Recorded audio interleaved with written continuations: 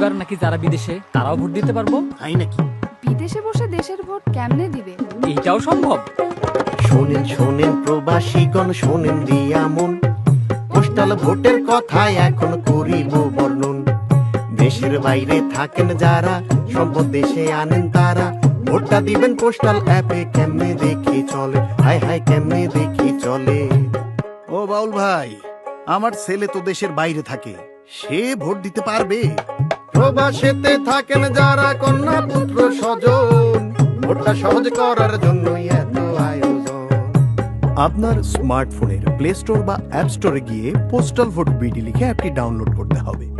App খুলে registration button চাপুন। আপনি যে দেশে বর্তমানে অবস্থান করছেন তালিকা থেকে সেই দেশটি বেছে নিন। অবস্থানরত দেশে ব্যবহারকৃত নিজের মোবাইল নাম্বার উল্লেখ করতে হবে। নির্ধারিত জায়গায় নাম্বারটি টাইপ করুন। কিছুক্ষণ অপেক্ষা করলে উক্ত নাম্বারে একটি ওটিপি আসবে, সেটি দিয়ে নম্বরটি ভেরিফাই করুন। সবশেষে একটি পাসওয়ার্ড সেট করুন। এভাবেই আপনার অ্যাকাউন্ট তৈরি হয়ে যাবে। অ্যাকাউন্টে হয়ে গেছে, কাজ তো শেষে নয়। ভোটটা দেওয়ার আগে করুন যাচাই পরিচয়, হায় হায় যাচাই পরিচয়। অ্যাপের লগ ইন অপশনে মোবাইল নম্বর সেট করে পাসওয়ার্ড দিন। এনআইডি কার্ডের সামনের অংশের পরিষ্কার ছবি তুলুন। পর্যাপ্ত আলো আছে এমন জায়গায় দাঁড়িয়ে মোবাইল অ্যাপের নির্দেশনা অনুযায়ী লাইভলিনেস চেক করে সেলফি তুলুন। মনে রাখতে হবে, এ সময় মুখে মাস্ক, চোখে চশমা বা মাথায় টুপি রাখবেন না। পাসপোর্টের প্রয়োজনীয় তথ্য দিন, না থাকলে চেকবক্স টিক করুন। যে ঠিকানায় ব্যালট পেতে চান তার পূর্ণ ঠিকানা সাবধানে পূরণ করুন।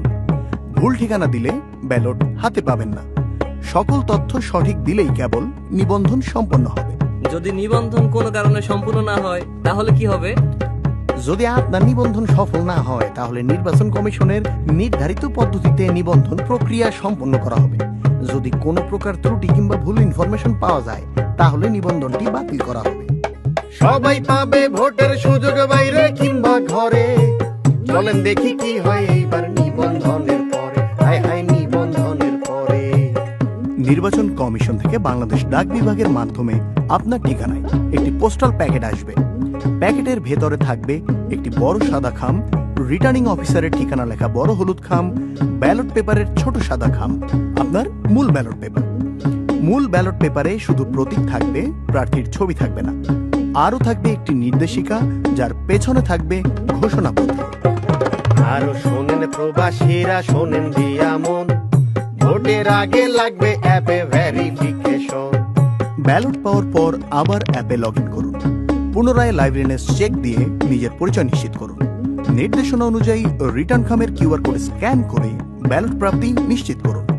নির্বাচন কমিশন থেকে প্রতীক বরাদ্দ হলে অ্যাপে আপনার আসনের প্রার্থীদের প্রতীক দেখে নিন। পছন্দের প্রার্থীর প্রতীকের পাশে দিবেন একটা টিক, পাশে দিবেন একটা টিক। ভোটটা বাতিল হবে যদি চিহ্ন থাকে একাধিক। ও বাউল ভাই, আর কি আছে বাকি? নির্দেশিকা দেখে ঘোষণাপত্র পূরণ করে শেষে সাইন দিন। তথ্য যেন সঠিক থাকে তা আবার দেখে নিন। ব্যালট পেপারে টিক অথবা ক্রস চিহ্ন দেওয়ার পর ব্যালট পেপারটি সাদা ছোট ব্যালট খামে ভরে বন্ধ করে দিন। এরপর ঘোষণাপত্র পূরণ করে ব্যালট খাম সহ বড় হলুদ খামে ঢুকিয়ে খাম বন্ধ করুন। যত দ্রুত সম্ভব নিকটস্থ পোস্ট অফিস অথবা পোস্ট বক্সে জমা দিন।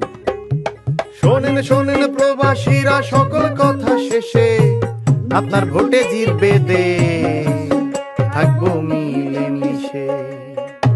এইবার কিন্তু ভোট দিতে পারবা বাবা।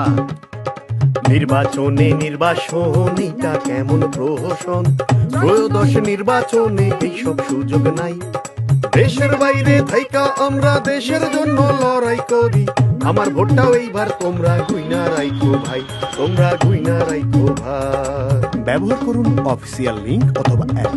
কোড অথবা পাসওয়ার্ড কারোর সাথে শেয়ার করবেন না। ব্যালট পেপারে একটি মাত্র টিক বা ক্রস চিহ্ন দিতে হবে। আপনার ভোটের গোপনীয়তা বজায় রাখুন, কারোর সাথে শেয়ার করবেন না। মনে রাখবেন, ভোটের গোপনীয়তা ভঙ্গে আইনানুগ ব্যবস্থা সহ এনআইডি ব্লক করা হতে পারে।